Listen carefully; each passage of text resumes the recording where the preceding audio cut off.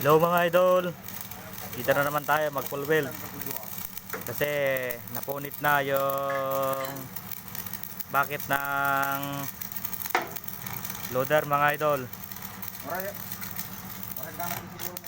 Ito yung kasama namin, salit-salitan kasi kami ngayong mag welding mga idol kasi mainit yung pagpo-full weld mga idol, lalo 7018 yung gamit namin. Pa-support sa ating YouTube channel mga idol,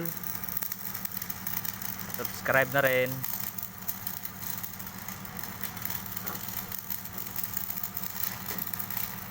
Wala mga idol, hindi kasi pinapalitan yung bakit ng loader kaya punit na talaga.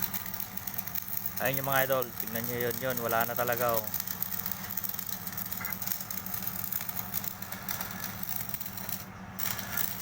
So, mga idol oh.